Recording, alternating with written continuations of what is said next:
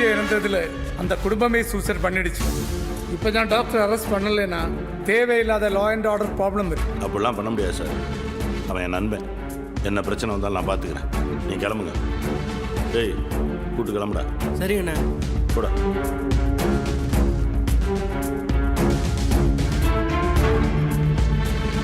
பாலா, தேவையில்லாத விஷயத்தை நீ தலையிடாத. அப்புறம் பெரியவர்கிட்ட சொல்ல வேண்டியது வரும். பெரியவரே நேரில் வந்து சொன்னாலும் என் நண்பனுக்காக நான் எதுதான் செய்வேன். அதையும் மீறி கை வைக்கணும்னு நினைச்சிங்கன்னா அது இந்த பாலாவை தொடுற மாதிரி முடிவு பண்ணிக்கோங்க. விடா வண்டிய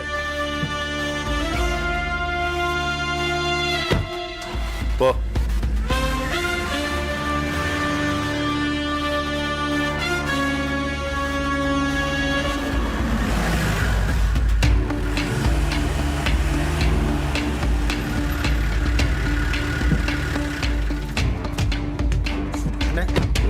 மேல படுத்திருக்காரு. எப்பவுமே கூட 2 பேருங்க. சரி. வணக்கண்ணே.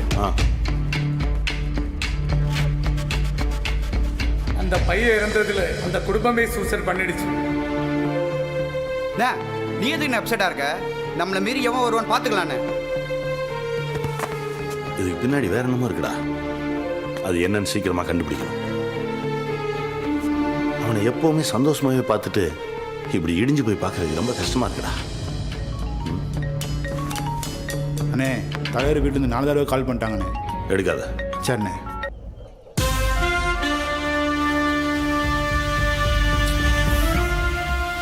ஐயா, நானும் நிறைய வாட்டி ட்ரை பண்ணிட்டேன்.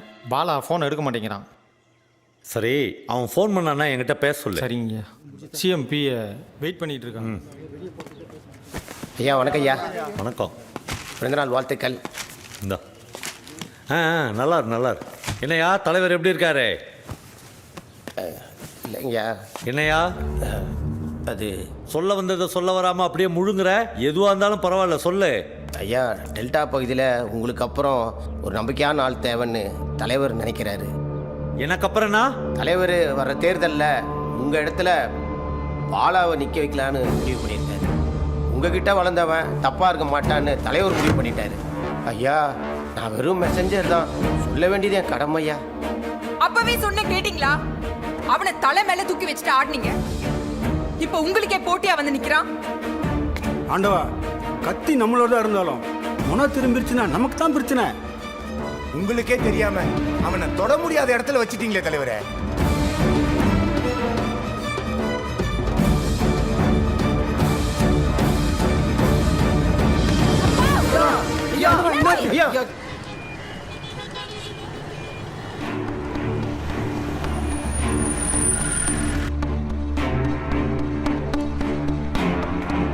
வணக்கண்ணே.